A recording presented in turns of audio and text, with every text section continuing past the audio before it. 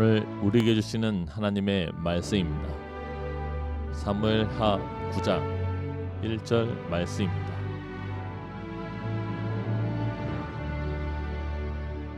다윗이 이르되 사울의 집에 아직도 남은 사람이 있느냐? 내가 요나단으로 말미암아 그 사람에게 은총을 베풀리라 하니라.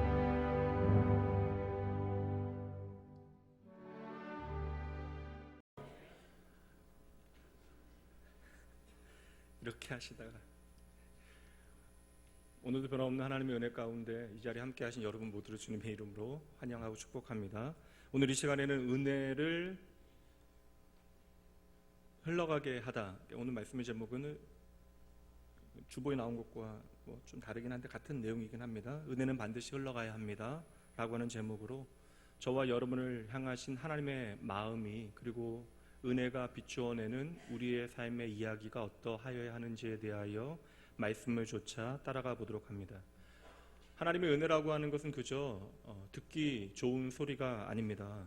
은혜라고 하는 것은 언제나 변함없는 은혜로우신 하나님을 우리에게 비춰줍니다. 그래서 하나님의 은혜라고 하는 것은 세상의 다른 것을 통하여 우리에게 오는 것이 아니라 언제나 예수님을 통해서만 우리에게 주어지는 것이죠. 예수님께서는 십자가를 통하여 언제나 하나님과 우리 사이에 통로가 되어 주십니다. 다시 말하면 하나님과 우리 사이를 연결하는 다리가 되시어 하나님의 은혜가 우리에게 주어질 수 있도록 오늘도 우리 가운데 일하시는 분, 그분이 바로 예수 그리스도이시기에 우리는 오늘도 예수 그리스도의 이름으로 하나님 앞으로 나아가게 되어지는 것이죠. 그러므로 성도 여러분, 예수 그리스도의 은혜를 우리의 삶 가운데 비추어 주는 십자가는 그저 우리에게 감동적인 스토리가 되어지는 것이 아닙니다. 십자가는 하나님의 자기 희생인 것이고 또한 진리를 지킨 결과가 무엇인지를 우리에게 보여주고 있습니다. 우리의 모든 죄의 대가를 그 아들 되신 예수 그리스도께서 십자가에서 대신 그 생명을 버리심으로 자신의 모든 것을 희생하셨기에 오늘 저와 여러분 이렇게 하나님의 은혜를 함께 누리게 되어진 것이죠. 그러므로 하나님의 은혜는 우리의 의지나 우리의 선행의 차원이 아니에요. 그러므로 하나님의 은혜는 어떠한 제한도 없고 차별도 없습니다. 오늘도 살아계신 하나님께서는 그러므로 예수 그리스도의 이름을 통하여 이 자리에 있는 저와 여러분에게 하나님의 놀라운 은혜를 전하십니다. 말씀 보도록 합니다. 에베소서 2장 8절 말씀, 이 말씀을 함께 읽어보죠. 너희는 그 은혜에 의하여 믿음으로 말미암아 구원을 받았으니 이것은 너희에게서 난 것이 아니요 하나님의 선물이라. 한 문장으로 하나님의 은혜가 무엇인지를 우리에게 정확하게 정리하여 보여주고 있네요.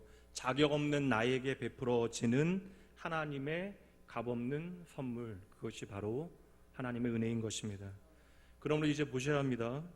내가 값없이 베푸시는 하나님의 은혜를 맛보아 하나님의 은혜 안으로 들어오게 되어집니다. 다시 말하면 하나님의 은혜 까닭에 이제는 저와 여러분이 죄의 노예되어진 것이 아니라 하나님의 자녀의 삶을 살아가게 되어진 것이죠.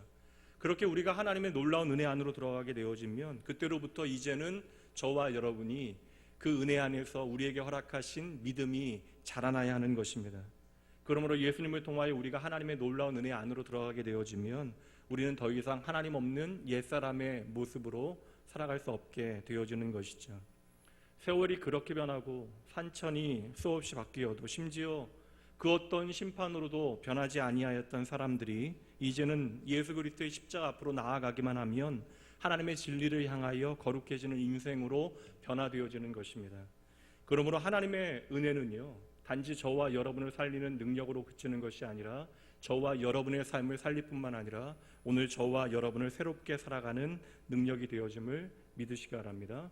갈라디아서 2장 20절 말씀에 우리가 어떻게 우리의 삶 가운데 하나님의 능력으로 변화하는 믿음의 삶을 살아갈 수 있는지에 대하여 정확하게 바울 사도는 우리에게 말씀하고 있습니다.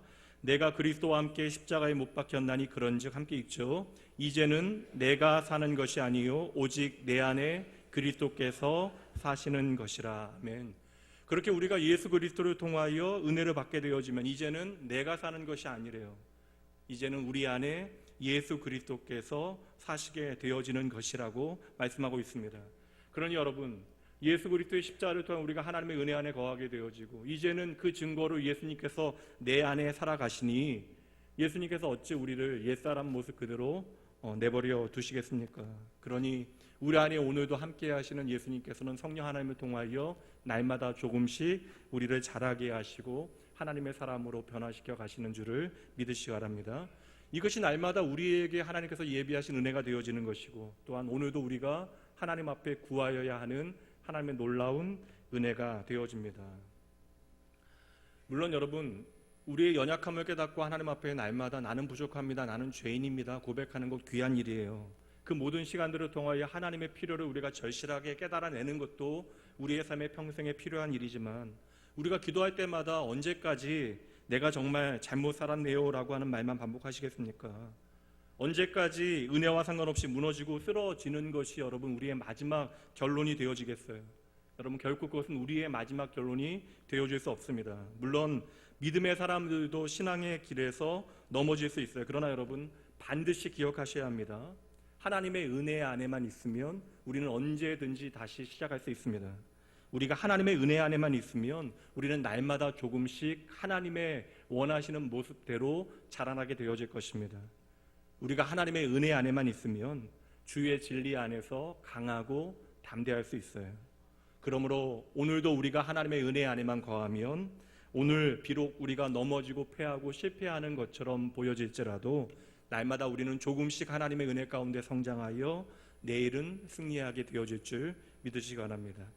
그렇다면 여러분, 우리가 하나님의 은혜 가운데 거하면 그 증거가 우리의 삶의 구체적인 변화로 나타나야 한다라고 말씀드렸는데, 그럼 여러분, 그리스도와 함께 내가 변화되어졌다라고 하는 그 증거가 무엇이겠습니까? 그것은 바로 내 안에 가득 채우신 하나님의 은혜가 이제 나만의 이야기가 되어지는 것이 아니라 나와 함께하는 다른 사람들의 삶의 이야기가 되어져야 한다라는 것이죠. 오늘 말씀 제목처럼 하나님의 은혜가 절실한 사람들, 그러나 내가 하나님의 은혜가 무엇인지 알지 못하는 사람들에게 저와 여러분이 이제는 그 은혜의 통로가 되어져야 한다라는 것입니다. 오늘 말씀해 보니까 하나님의 은혜 안에서 차근차근 건강하게 예쁘게 하나님의 형상답게 잘 변화되어져서 이제는 은혜가 필요한 사람에게 은혜의 통로가 되어주는 아름다운 믿음의 한 사람이 등장하고 있어요. 오늘 본문의 말씀 구약성경 사무엘하 9장 말씀입니다. 사실 전체를 좀 살펴야 되는데 시간 관계로 우리가 본문을 1절만 살펴봤어요. 근데 이 사무엘하 9장 말씀은 당연히 여러분, 말씀이 역사서이고 흐름이 있으니까 그 앞선 말씀 8장과 그 뒤에 나오는 10장 말씀과 자연스럽게 연결되어지는 것이 마땅한데, 근데 앞에 있는 8장과 뒤에 있는 10장과 잘 연결이 되어지지 않는다라는 거예요. 도리어 여러분, 9장 말씀을 빼놓고 앞에 8장 말씀을 읽고 바로 건너뛰어서 10장을 읽으면 더 자연스럽게 연결이 되어집니다.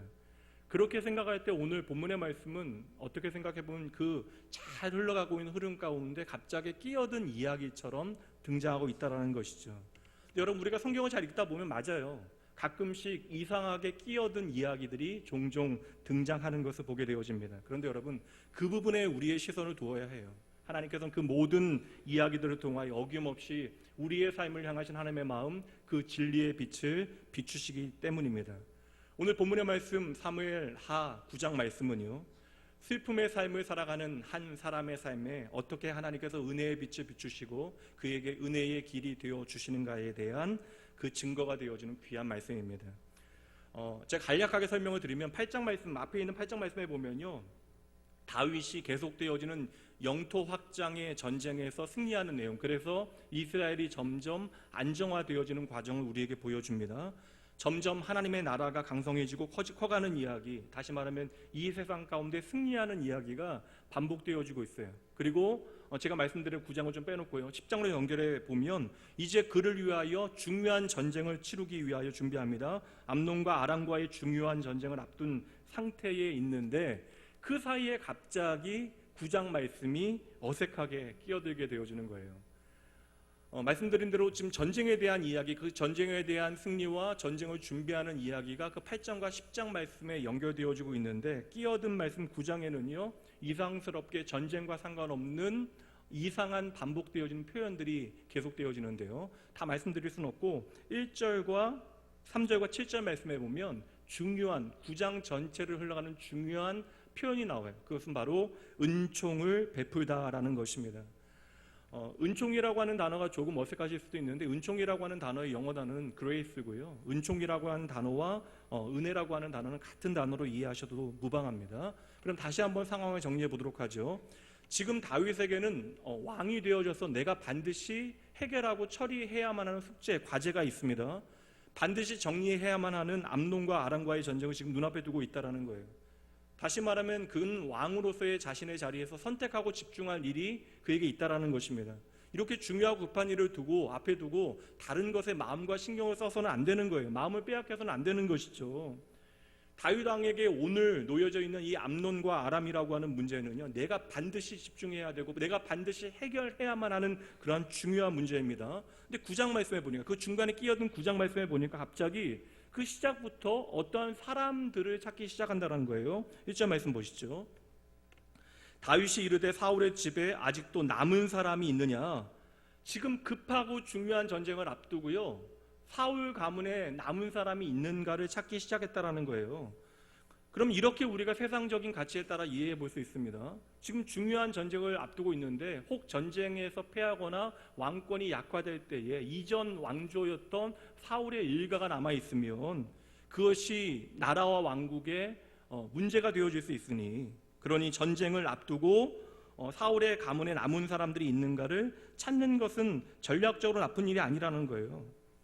그러니까 문제가 되어질 수 있는 요소를 먼저 제거하는 것, 세상적으로 이야기하면 아주 지혜로운 생각입니다. 그러니까 전쟁을 앞두고 반드시 해야만 하는 전략적인 그런 선택이 되어지는 것이죠. 그렇게 생각해 보면 8장과 9장과 10장이 아주 절묘하게 잘 연결이 되어지는 거예요. 그런데 사울의 남은 일가를, 사람들을 찾는 이유가 그게 아니라는 거예요. 그래서 9장 말씀이 갑자기 독특하게 튀어나온 이야기를 우리에게 보여줍니다. 1절 말씀 다시 한번 보도록 할게요. 사울의 집에 아직도 남은 사람이 있느냐. 내가 요나단으로 말미암아 그 사람에게 은총을 베풀리라 하리라. 지금 다윗은 인생의 아주 중요한 기로에 서서 중요한 문제를 해결해야 돼요. 그런데 그러한 시점에서 도리어 먼 과거의 약속을 기억해내는 것입니다. 그리고 모든 중요한 일을 다 멈추어 두고, 당장 두 나라와의 전쟁을 지금 준비하는 과정 가운데 그 모든 일들을 멈추어 두고 사울 가문에 남은 사람이 있는가를 찾기 시작했다라는 것입니다. 그리고 사울의 손자이자 요나단의 아들 되어진 한 남자를 만나게 되어지는데요. 그리고 그를 만난 이유가 이미 말씀 1절과 3절과 7절을 통해서 확인한 대로 그에게 은총을 베풀기 위해서라고 성경은 정확하게 말씀하고 있습니다. 다윗은 사울로부터 목숨에 심각한 위기를 경험하게 되어질 때, 다시 말하면 사울이 다윗을 죽이기 위해 그렇게 애쓸 때에 자신과 함께했던 친구 하나를 만나게 되어지는데, 그 친구가 바로 사울의 아들이었던 요나단이에요. 그리고 요나단과 함께 하나님 앞에 언약을 맺게 되어지는데, 그 하나님 앞에서 약속했던 그 언약을 기억해내고 이제 다른 모든 일들을 제쳐놓고, 다시 말하면 인생에서 가장 중요한 우선순위, 급박한 일들을 내려놓고 그 약속을 먼저 지키는 것이 중요하다라고 선택하게 되어지는 것입니다. 다윗에게 있어서는 모든 사람들이 가장 중요한 문제라고 이야기하는 이 시급한 전쟁보다 그 약속을 지키는 일이 먼저였다라는 것이에요. 여러분, 이 약속을 할 당시에 요나단은 절대 권력자의 아들, 왕의 아들이었잖아요. 그리고 다윗은 도망자입니다. 그런데 요나단의 마음을 엿볼 수 있는 말씀이 많이 등장하고 있어요. 한 구절 보도록 하죠. 사무엘상 18장 1절이요. 다윗이 사울에게 말하기를 마침에 요나단의 마음이 다윗의 마음과 하나가 되어 요나단이 그를 자기 생명같이 사랑하니라. 한 구절 더 보도록 하죠. 3절 말씀입니다. 요나단은 다윗을 자기 생명같이 사랑하여 더불어 언약을 맺었으며, 그러니까 오늘 다윗이 기억해낸 언약이 바로 이 요나단과 하나님 앞에서 맺었던 언약이에요. 근데 요나단은 다윗을 생명같이 사랑했답니다. 사실 이것은 우리가 엄중하게 생각해보면 요나단의 입장에서는 말이 안 되는 일이에요. 요나단은 지금 절대 권력자의 아들이고 다윗은 시골뜨기 목동입니다. 게다가 이 다윗은 아버지로부터 미움을 받는 자잖아요. 지위가 다르고 위치가 다르고 가문이 다르고 소위 세상 말하는 대로 스펙 자체가 차이예요. 하늘과 땅 차이입니다. 여기에 더 중요한 문제가 있어요. 이제 사울에 이어서 요나단이 왕이 되어지는 것이 마땅한데 하나님께서 사무엘 선지자에게 명하시어 다윗에게 기름을 부어 다윗을 아버지 다음에 왕으로 삼으려고 한다라고 하는 사실을 요나단도 알고 있다라는 것이에요. 그러면 요나단에게 다윗은 자신의 보장되어진 미래를 빼앗는 존재라는 것입니다. 그럼에도 불구하고 그 모든 환경적인 문제, 상황적인 문제를 뛰어넘어 인간적인 장벽을 뛰어넘어 그 둘이 친구가 되어졌다라는 것이에요. 그래서 다윗이 자신의 아버지로부터 쫓기게 되어졌을 그때에 요나단은 다윗의 생명을 위하여 자신의 겉옷을 벗어주게 되어져요. 당시의 옷이라고 하는 것은 계급을 의미하는 것이죠. 그는 왕의 아들입니다. 그러므로 자신의 옷을 다윗에게 벗어 주었다라는 것은 하나님의 약속의 말씀, 하나님의 그 계시의 말씀을 믿음으로 내가 받아들이고 순종하고 있는 것이죠. 그러니 아버지에 이어 세상 사람들은 내가 왕이 되어져야 한다고 생각하지만 하나님의 그 일하심을 신뢰하고 아버지에 이어서 왕이 되어져야 할 사람은 내가 아니라 다윗이라고 하는 사실을 인정하는 거예요. 얼마나 어려운 일입니까, 여러분? 그리고 여러분, 자신이 가지고 있었던 군복과 활과 칼을 내어줘요. 이 모든 것들은, 그러니까 요나단이 다윗에게 건넌 것들은 생명을 지키기 위하여 반드시 필요한 것입니다. 그러므로 지금 앞선 제가 말씀 두 구절 읽어드린 것처럼 요나단이 다윗을 자기 생명보다 더 귀하게 여겼다, 사랑했다라고 하는 것을 이 모든 나눔을 통하여 친히 증명해내고 있는 것이죠.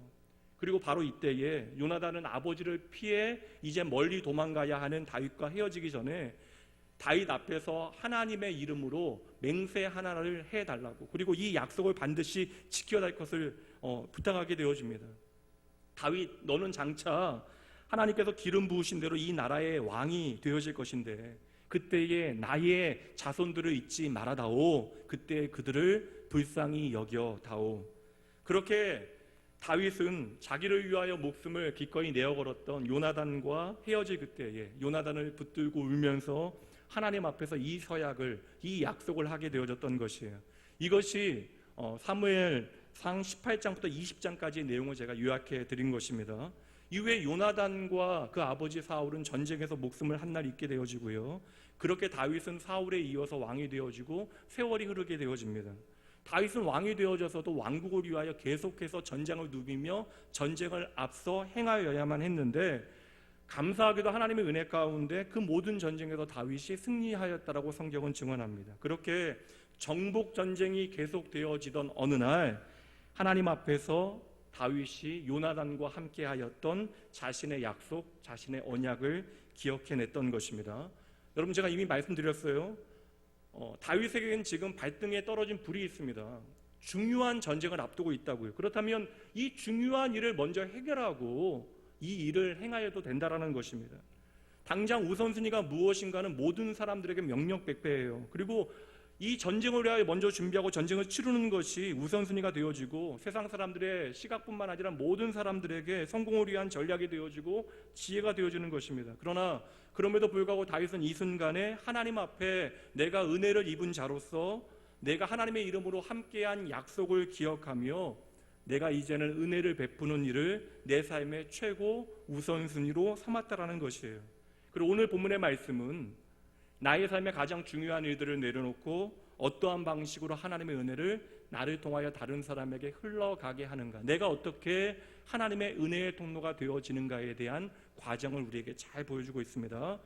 우리가 하나님의 놀라운 은혜를 받은 자로서 이제는 그 은혜를 어떻게 다른 이들과 나누어야 하는지, 내가 이제 하나님의 은혜 가운데 어떻게 하나님의 은혜의 통로가 되어질 수 있는가에 대하여 말씀을 통해서 세 가지로 생각해 보도록 하죠. 첫 번째, 우리가 하나님의 은혜의 통로가 되어진다라고 하는 것은 구체적으로요, 그 은혜를 나누는 대상의 이름을 존귀하게 해주는 것입니다. 먼저 7절 말씀 보도록 하시죠.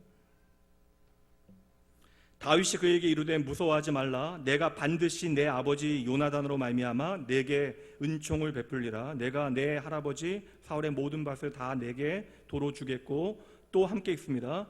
너는 항상 내 상에서 떡을 먹을지니라 하니.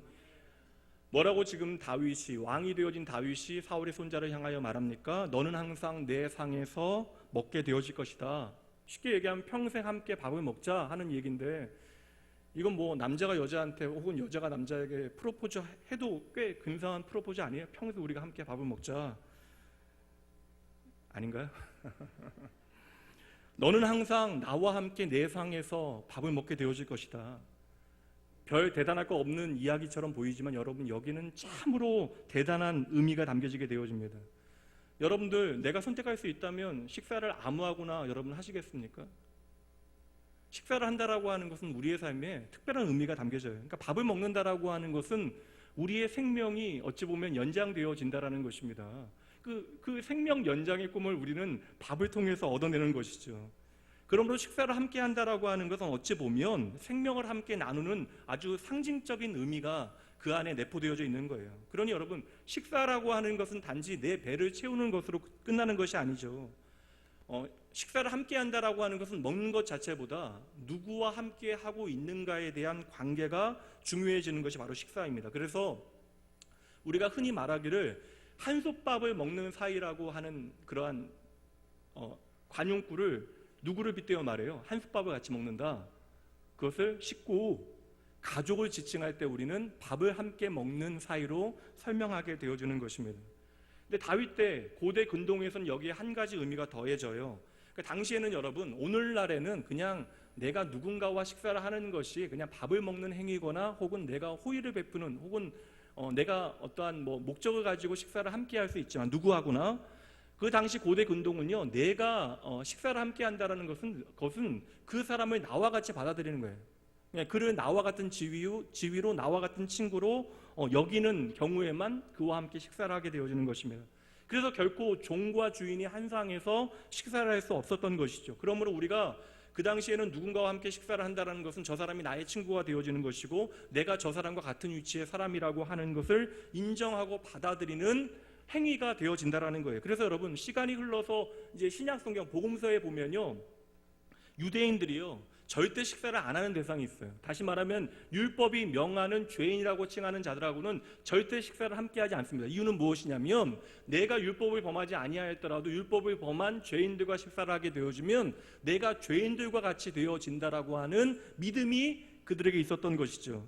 그런데 여러분, 당시에 아주 핫하였던 뜨거웠던 랍비 한 분이 계셨잖아요. 젊은 랍비였던 예수라고 하는 한 선생은 신기하게 율법이 죄인이라고 칭하는 자들과 식사하기를 너무나 즐겨 하셨다라는 거예요.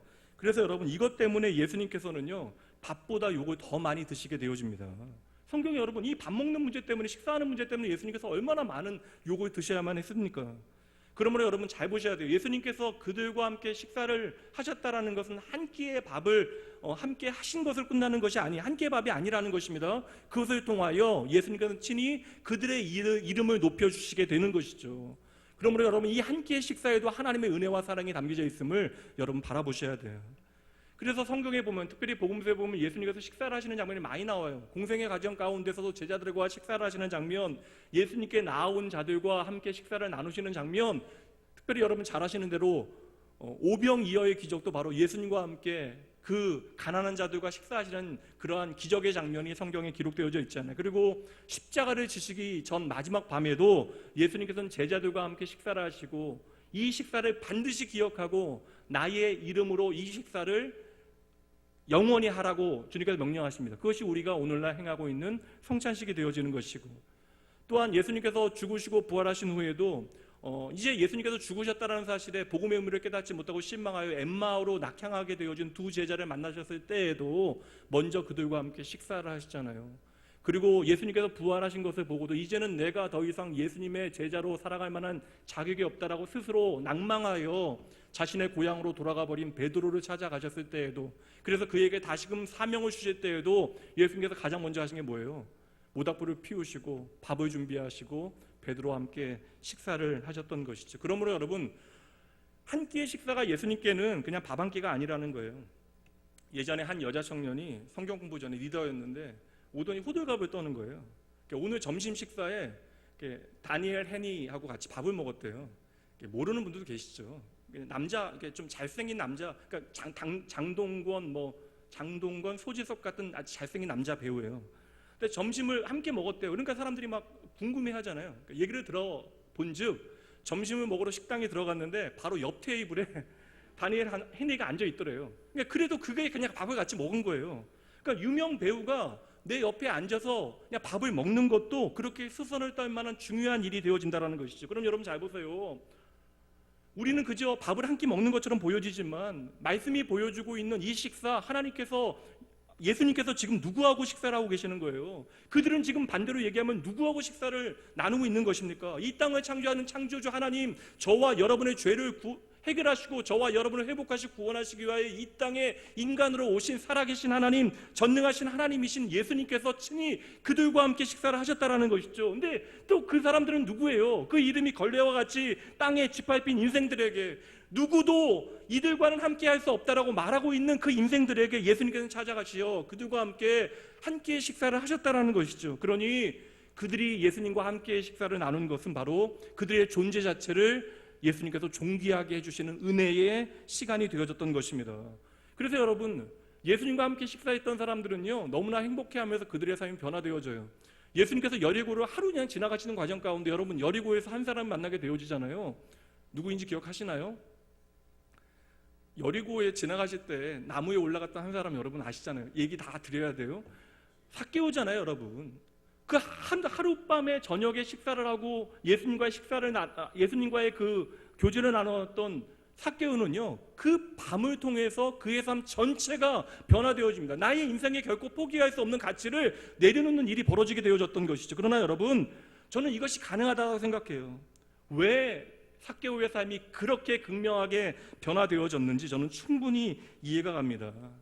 오늘 본문의 말씀 10절에 보면 다시 한번 다윗이 이야기해요. 무비보셋은 항상 내 상에서 떡을 먹으리라. 11절 말씀에 다시 한번 재차 강조합니다. 무비보셋은 왕자 중 하나처럼 왕의 상에서 먹으리라.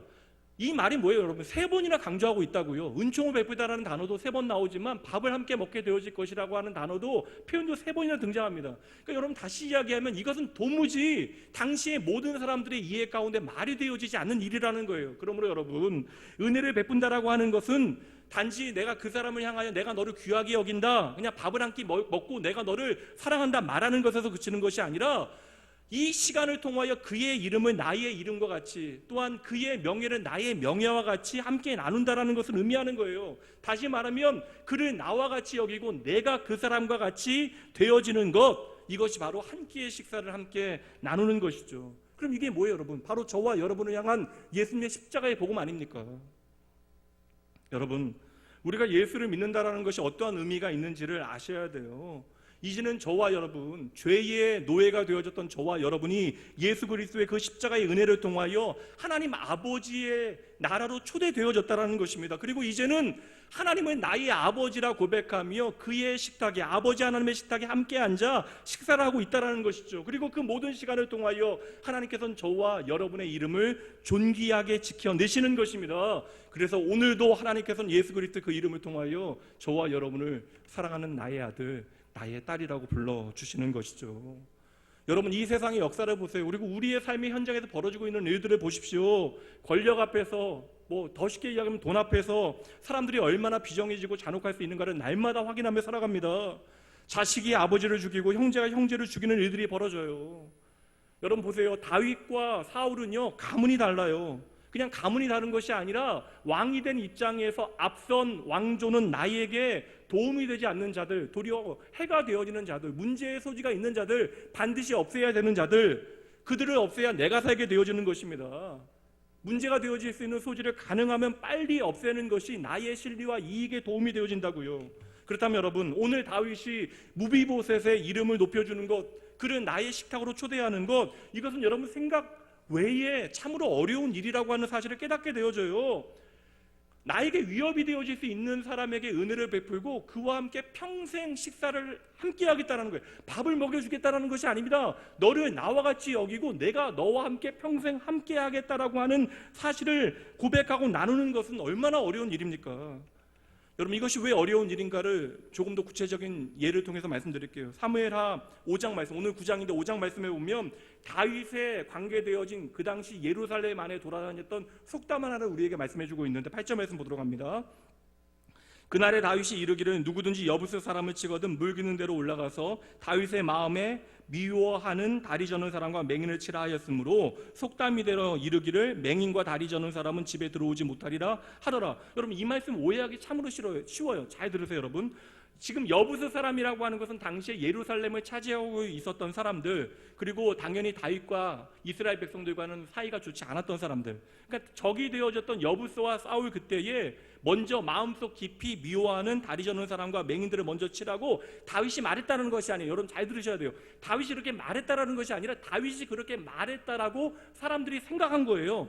그래서 이것이 예루살렘 안에 가득하게 소문이 되어 돌기 시작하더니 소문이 속담이 되어 맹인과 다리 저는 사람은 집에 들이지 말라라고 하는 속담이 생겼다라고 말씀하고 있는 것입니다. 이 말씀만 우리가 대충 보게 되어지면 다윗이 장애가 있는 사람들을 미워한 것처럼 우리가 오해하게 되어져요. 그런데 여러분 이러한 말이 사람들의 입으로부터 회자되어졌던 이유가 있습니다. 사무엘하 그 앞선 한 장 앞에 보면 4장 4절 말씀 보도록 하시죠. 사울의 아들 요나단에게 절뚝발이 아들 하나가 있으니 이름은 무비보셋이라. 전에 사울과 요나단의 죽은 소식이 이스라엘에서 올 때에 그 나이 5살이었는데 그 유모가 안고 도망하더니 급히 도망함으로 아이가 떨어 절개 되었더라. 여러분 이 모든 지금 사건이 3장과 4장과 5장과 9장 10장의 사건이 다 연결되고 있는 거 이해가 되십니까? 사울과 사울의 아들인 요나단이 지금 전장에서 한날에 죽게 되어져요. 그리고 이제 다윗이 왕이 되어질 것입니다. 그리고 지금 사울과 요나단이 죽게 되어졌으니 그 직속 후계자가 되어질 수밖에 없는 이 아들 무비보셋은요 생명의 경각에 달려 있는 거예요. 그래서 그 아이를 돌보던 유모가 그 아이를 안고 도망가는데 그 도망가던 중에 그 아이를 떨어뜨려서 도리어 그 아이의 몸이 상하고 다리를 절게 되어졌다는 것입니다. 그러므로 여러분 그 당시에 시간이 지나서 예루살렘 안에 다리 저는 자를 집에 들이지 말라라고 하는 속담은요 다윗에게 있어서 왕인 다윗에게 있어서 이 다리 저는 무비보셋이 위협이 되어지는 존재였기 때문에 결코 그와는 함께하면 안 된다라고 하는 말이 예루살렘 안에 돌기 시작한 거예요. 그러니 백성들은 다윗이 당연히 자신을 죽이려고 하는 사울의 자손을 미워하는 것이 마땅하다라고 생각했던 것입니다. 그런데 여러분 보세요. 오늘 말씀 다윗의 인생에 있어서 그러니까 다윗의 왕국이 지금 안정화될 것인가 말 것인가를 결정짓는 중요한 전환점, 그 전쟁을 앞두고 그 상황 가운데 하필 다윗은요 오늘 무비보셋을 부르고 모든 사람들이 가지고 있었던 그 모든 세상의 편견을 바꿔놓게 되어지는 것이죠. 그러므로 여러분 오늘 다윗은 단지 무비보셋의 안전을 지켜주겠다라는 것이 아니라 그의 무너졌던 이름과 명예를 지켜주고 있는 것입니다. 은혜의 중요한 원리를 발견해내셔야 돼요. 여러분 내가 은혜의 통로가 되어지길 원해요. 그러나 여러분 이것은 우리의 의지와 우리의 어떠한 선한 기질로만 되어지는 것이 아니라는 거예요. 여러분 우리가 진정 하나님의 은혜의 통로가 되어지는 삶을 살기 원해서는 그러니까 하나님의 구체적인 은혜가 바로 이러한 은혜인데 무비보셋에게 다윗이 행한 이 은혜인데 그의 이름을 진정으로 높여주는 은혜의 통로가 되어지기 위해서는 여러분 내가 받은 하나님의 은혜가 무엇인지를 반드시 기억해야 합니다. 이것이 중요한 은혜의 원리가 되어지는 거예요. 다윗의 삶에 여러분 어두운 일들 없었습니까? 다윗의 삶에 여러분 말로 할 수 없는 어두운 밤과 같은 이야기가 있어요. 그럼에도 불구하고 다윗이 하나님의 마음에 합한 자로 살아갈 수 있는 이유가 무엇이냐고요. 그의 삶의 실수와 문제와 그런 어떠한 책망할 만한 문제가 어떠한 일들이 없어서 그런 것이 아니라 다윗은 언제나 그럼에도 불구하고 하나님의 은혜를 기억하기 위하여 노력하는 믿음의 삶을 살아냈다라는 거예요. 말씀 한 구절만 보도록 할게요. 사무엘하 7장 말씀으로 가보도록 합니다. 18절 말씀이요. 다윗 왕이 여호와 앞에 들어가 앉아서 이르되 주 여호와여 내가 누구이오며 내 집은 무엇이기에 나를 여기까지 이르게 하셨습니까?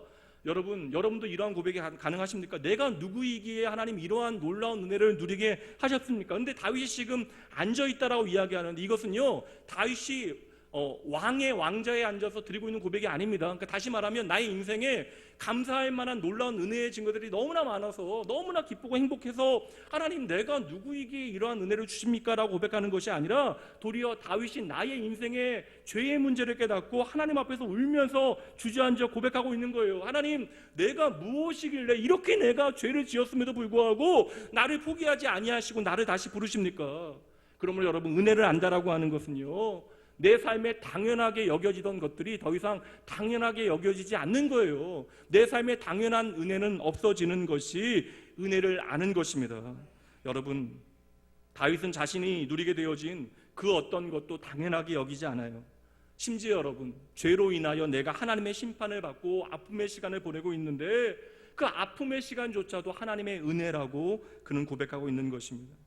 그렇게 하나님의 은혜를 은혜 되어지게 할 때, 그 하나님의 은혜가 내 안에 가득 채워질 때 우리는 비로소 하나님의 은혜가 흘러가는 하나님의 은혜의 통로가 되어짐을 믿으시기 바랍니다.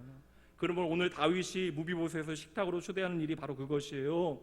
내가 도무지 함께할 수 없는 자, 세상의 모든 사람들이 나에게 손해가 되어지고 위협이 되어진다라고 하는 그 자와 함께하며 그에게 은혜를 베풀 수 있는 힘, 이것은 바로 하나님의 조건 없고 차별 없는 그 놀라운 은혜를 제대로 맛본 사람만이 그 은혜의 통로가 되어질 수 있는 것입니다.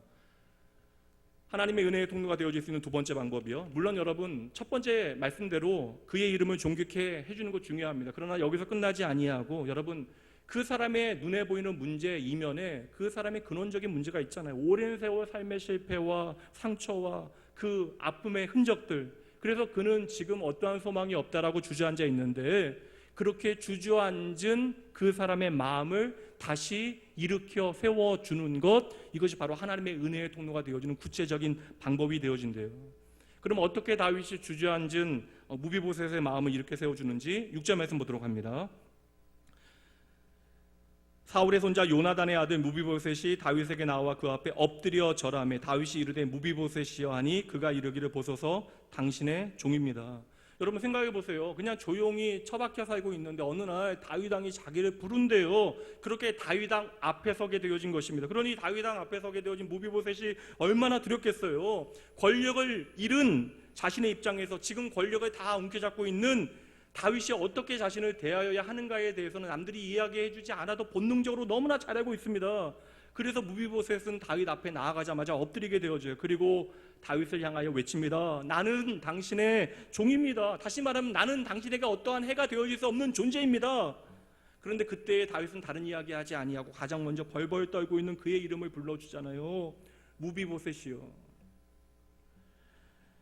여러분, 근데 무비보셋의 원래 이름은 무비보셋이 아닙니다. 역대상 8장 34절 말씀에 보면요, 그 아버지가 아들의 이름을 어떻게 지었는가 기록되어 있어요. 뭐라고 지었습니까? 요나단의 아들은 무립바알이라. 요나단의 아들의 이름은 무립바알이래요. 그러니까 무비보셋의 원래 이름은 무립바알이었던 것이죠. 무립바알이라고 하는 뜻은요, 바알과 싸우다, 다시 말하면 우상과 싸우다라는 거예요. 그러니까 하나님의 나라를 위하여 부름받은 용맹스러운 용사의 이름이 되어지는 것이죠. 당시에 이스라엘 백성들이 바알을 섬기며 우상 숭배하는 것을 바라보면서 그 아버지 요나단이 마음이 너무나 상하고 아팠던 거예요. 그래서 자신의 아들이 태어나게 되어지자 그 아들의 이름을 무립바알이라고 지은 것입니다. 하나님의 백성으로, 하나님의 용사로 이름값하며 살아가기를 간절히 소원하는 마음으로 그 아들을 위하여 무립바알이라고 하는 이름을 지어준 것이죠.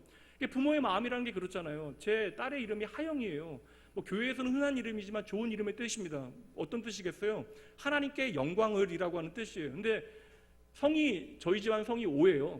그러니까 오하영이라고 하는 이름을 그냥 있는 그대로 풀면 그냥 오직 하나님께 영광을, 거창하잖아요. 근데 여러분, 이게 오늘날 저와 여러분이 하나님의 교회답게 존재할 수 있도록 15세기, 16세기에 다시 초대교회로 돌아가자, 성경으로 돌아가자라고 하는 종교개혁이 일어나게 되어지는데, 종교개혁자들의 메인 슬로건, 가장 중요한 가치가 바로 솔리 데오 글로리아, 오직 하나님께만 영광을.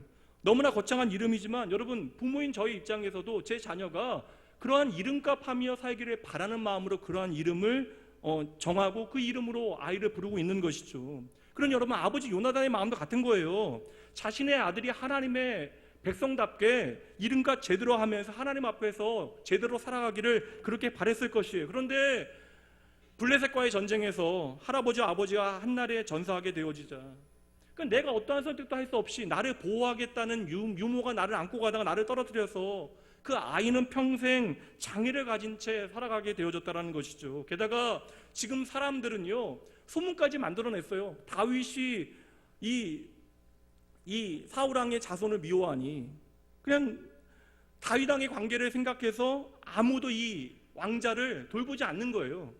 그러니까 어떠한 집에도 초대받지 못하는 것이죠. 그러니까 다시 말하면 초대받을 수 없는 자가 왕에게 초대되어져서 평생을 왕의 식탁에서 식사하게 되어졌다는 것도, 이렇게 생각하면 여러분 엄청난 일이 되어지는 것이죠.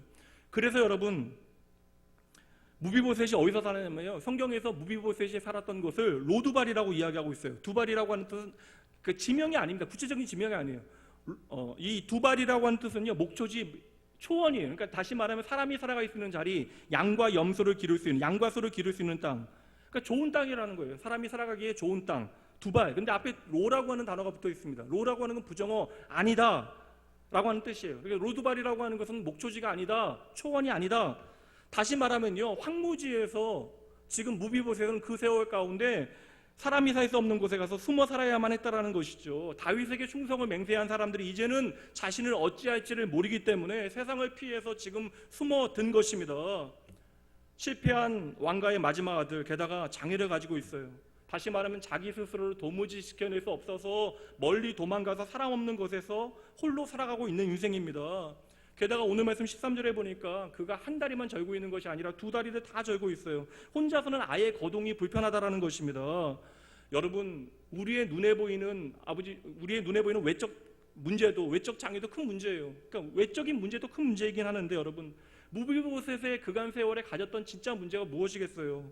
그 실패감, 부끄러움, 외로움, 혼자 되어진다라고 하는 절망감, 두려움, 그 모든 여러분 마음속에 채워졌던 생각들은요, 몸의 장애보다도 훨씬 그 상처가 깊었을 것입니다. 어찌 보면 무비보셋은요, 아버지가 지어준 이 무리바알이라고 하는 거창한 용사 이름이 인생 내내 맞지 않는 옷처럼 불편했을 거예요. 어찌 생각해 보면 아무도 없는 이 형편 가운데 잊고 싶었던 이름이었을 것입니다. 그런데 오늘 다윗은 자신의 앞에서 인생의 마지막을 직감하고 두려움과 실패감 가운데 떨고 있는 그 사람을 다른 것이 아니라 그의 이름을 불러줌을 통하여 그를 일으켜 세우고 있는 것이죠. 그러므로 저는요, 다른 것 이야기하지 않고 여러분, 이름을 불러준다라고 하는 것이 가진 힘이 무엇일까에 대해 생각해봐요. 그리고 다윗이 이 무비보셋이여라고 부르는 것에는 분명한 의미가 담겨져 있다라고 저는 확신합니다. 무비보셋이여, 왜 너는 주저앉아 있느냐? 왜 너는 아직도 과거의 상처와 그 절망에 사로잡혀 있느냐? 이제 더 이상 너는 그러한 과거의 상처와 부끄러움에 매여 있을 필요가 없구나. 이제 너는 다시 시작할 수 있단다. 이렇게 그의 이름을 부르며 다윗은 그의 마음을 먼저 일으켜 세워주고 있는 것이죠. 다시 말하면 여러분, 눈에 보이는 문제를 해결해 주는 것도 참으로 중요한 일이지만 그의 마음의 근원적인 문제를 먼저 해결해 주고 있는 것입니다. 그만큼 다윗의 오늘 은혜를 나누는 섬김은 세심하다는 거예요. 아프리카의 한 부족에 어린아이들이 죽어갑니다. 원인을 조사해 보니까 저수지로부터 얻게 되어지는 물에 문제가 있다는 거예요. 치명적인 박테리아와 세균이 가득합니다. 그래서 잠수부가 물 안에 들어가서 조사를 해보니 들어오는 물은 문제가 없는데 그 저수지의 물이 문제가 되어져서 많은 아이들이 죽게 되어지니 들어가 보니까요, 돼지떼들이 죽어서 수원에서 썩고 있었다라는 거예요. 그래, 뭐 단순하잖아요. 그 수원으로부터, 그 저수지로부터 돼지떼, 죽어 썩어가고 있는 돼지떼들을 꺼내게 되어지니 자연스럽게 금방 물은 깨끗해졌다라는 것이죠. 다시 말하면 문제의 근원을 해결하게 되어지면, 정리하게 되어지면 문제는 해결되어진다라는 것입니다. 여러분, 오늘 우리의 마음 안에도 겉으로는 아무런 문제 없는 것처럼 우리는 이야기하지만 우리의 마음속에도 이런 일들이 벌어지고 있다는 거예요. 내 과거의 상처와 해결되어지지 않은 부정적인 기억과 많은 관계의 문제들과 배신과 좌절과 실패로 인한 수치심이 내 안에서 도무지 해결되어지지 않아서 내가 넘어진 그곳에서 썩어 문드러져서 물이 내려오는, 하나님의 은혜의 생수가 내려오는 모든 소원을 오염시켰을 수도 있다는 것입니다. 그럼 여러분, 우리가 다시 하나님의 놀라운 은혜를 경험하기 위해서는 그 모든 내 마음의 오염체를 치워내지 않고서는 결코 우리가 깨끗한 그 은혜의 물을 마실 수 없다는 것이죠. 여러분, 아버지 세대에 대한 좌절감, 실패감, 그리고 내가 장애를 가지고 있다라고 하는 상처, 게다가 정치범이 되어져서 누구도 돌아보지 않은 그러한 스스로의 감옥을 만들고 살아가는, 황무지에서 살아가고 있는 그러한 자신의 과거 때문에 지금 무비보셋은 육신의 불편함 때문에 주저앉아 있는 것이 아니라 그 마음의 상처 때문에 주저앉아 있다고요. 그렇게 엎드려져 있는 무비보셋을 향하여 다윗은 그의 이름을 부르고 그 마음의 모든 썩은 돼지들을 모두 거두어내고 있는 것입니다. 그러므로 여러분 잘 보셔야 돼요. 우리가 은혜를 베푼다라고 하는 것, 하나님의 은혜의 통로가 되어진다라는 것은요, 식사를 하며 그의 이름을 존귀하게 지켜주는 것만으로는 끝나지 않습니다. 그 사람의 마음 깊은 곳에 있는 실패와 좌절, 그리하여 하나님, 나는 도무지 다시 시작할 수 없습니다. 나는 끝장났습니다. 이야기하는 울부짖는 황무지에 사는 하나님 없는 사람들에게, 아니면 하나님을 잃어버리고 방황하고 있는 그들에게 무비보셋이여 일어나라 하고 그의 마음을 일으켜 세워주는 것, 이것이 바로 은혜의 통로가 되어지는 삶이라는 거예요. 여러분, 저와 여러분이 그러한 놀라운 하나님의 은혜를 경험하였기 때문에 우리는 그러한 마음의 상처를 가지고도 하나님 앞에 나올 수 있었고 하나님의 회복과 하나님의 구원의 은혜를 오늘 이렇게 찬양하게 되어졌잖아요. 다니엘서 10장 19절에 이 은혜가 나오네요. 이르되 큰 은총을 받은 사람이여 두려워하지 말라. 평안하라. 강건하라. 강건하라. 그러니까 마음이 두려워하며 힘든 사람에게 하나님의 은혜를 전하고 그에게 강건하라. 평안하라. 그리고 두려워하지 말라라고 이야기를 했대요. 그의 마음을 만져주었대요. 그랬을 때에 내가 곧 힘이 나서 이르되 내 주께서 나를 강건하게 하셨사오니 말씀하옵소서.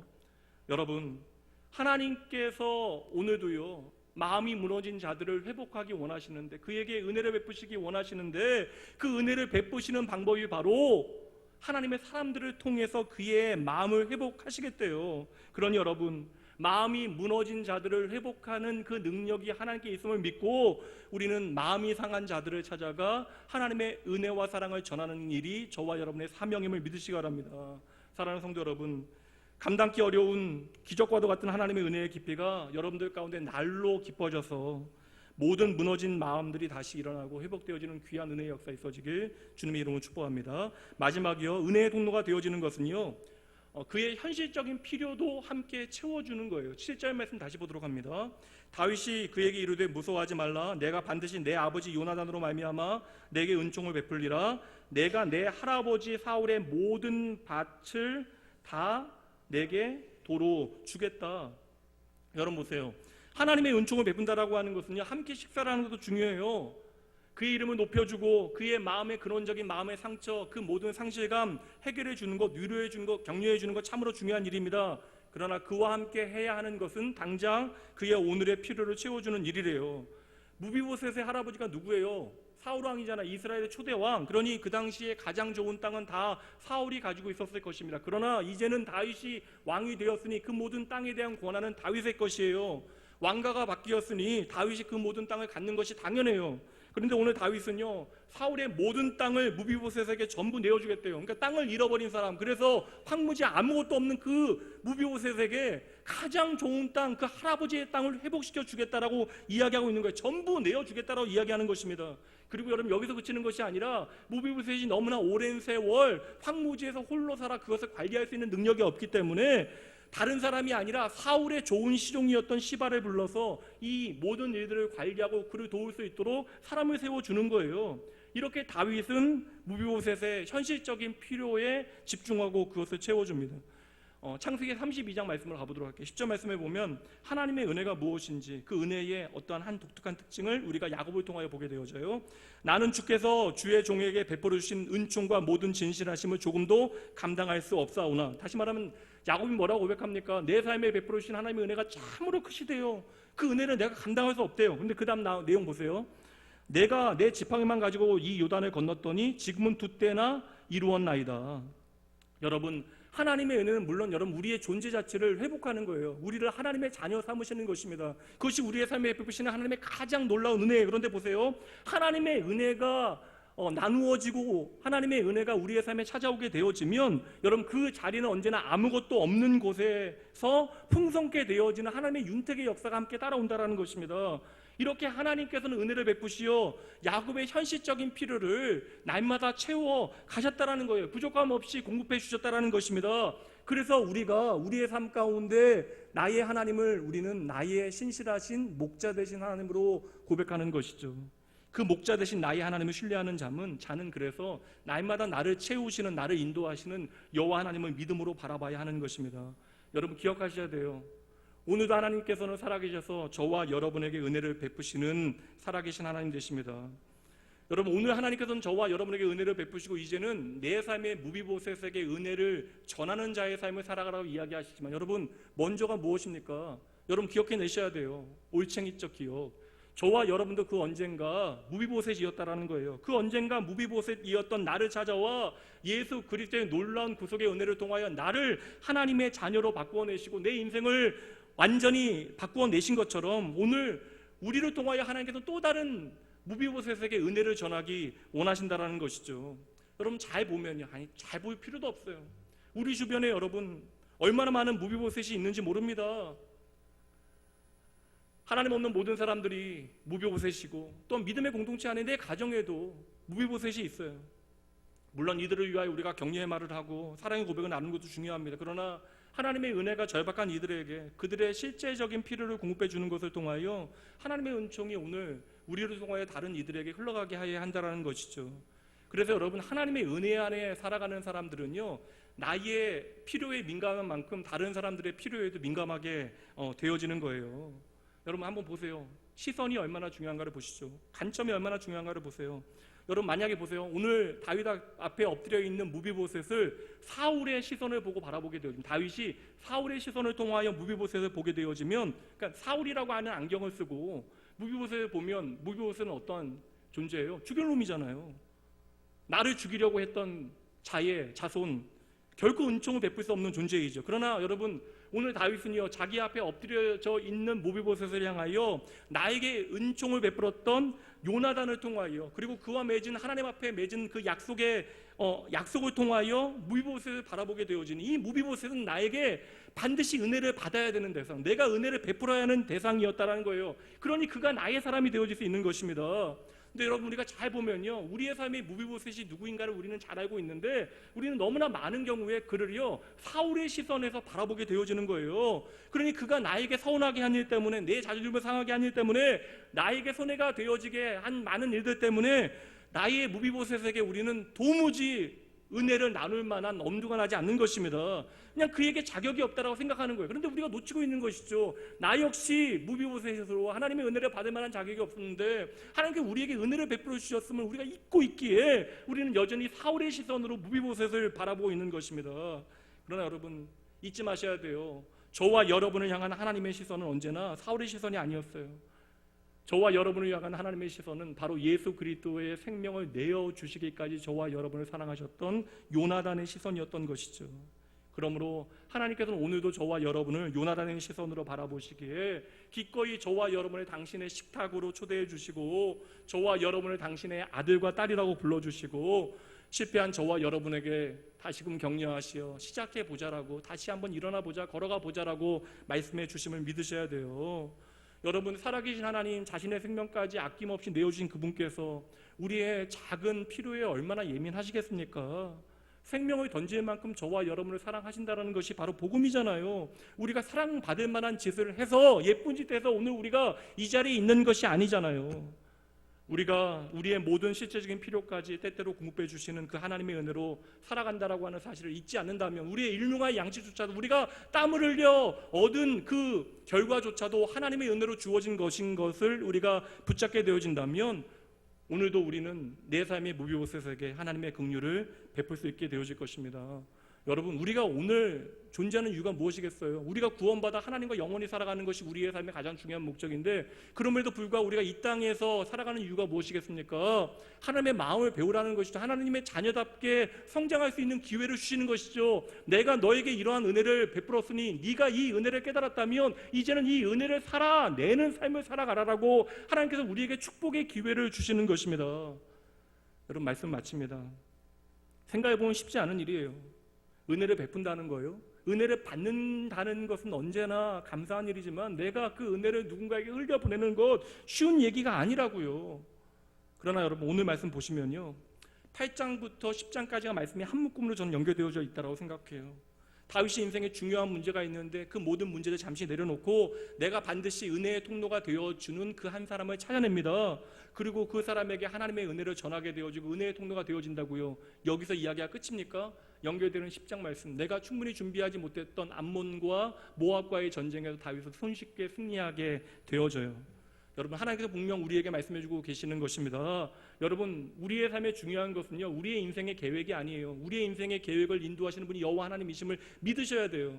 제가 청년부 14년 동안 담당하면서 수천 명의 청년을 봤습니다. 자신이 인생의 계획을 세운 대로 그 모양 그대로 살아가는 청년들 전 몇 보지 못했어요. 우리가 많은 계획을 세울지라도 결국 그 길을 인도하시는 분이 여호와 하나님이시면 우리는 도리어 우리의 인생을 통해서 배우게 되어지는 것이죠. 그러니 여러분, 세상이 뭐라고 속임수로 여러분들을 속일지라도 분명 기억하셔야 돼요. 여러분, 우리가 하나님의 은혜의 통로를 경험하여 오늘 내가 하나님의 은혜를 풍성히 누리고 있다면 기꺼이 우리가 은혜의 통로가 되어지는, 누군가에게 은혜의 통로가 되어지는 삶을 살아야 한다는 거예요. 이러한 기회가 주어진 것도 감사한 일인데, 그렇게 우리가 은혜의 통로가 되어지는 삶을 믿음으로 잘 살아내면 하나님께서 당장 우리가 미처 구하지 못했던 내 앞에 있는 우리가 넘기 힘든 암논과 모압의 문제까지 뛰어넘게 하시는 하나님이심을 여러분 믿으셔야 합니다. 여러분 우리의 평생에 그 하나님 풍성하게 경험해 내셔야죠.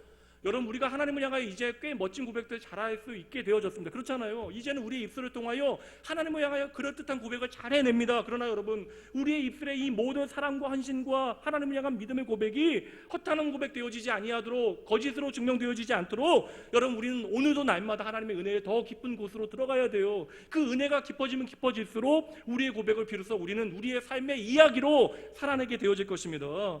여러분 세상이 아니라 하나님께서 기억하시는 믿음의 삶을 살아내셔야 돼요.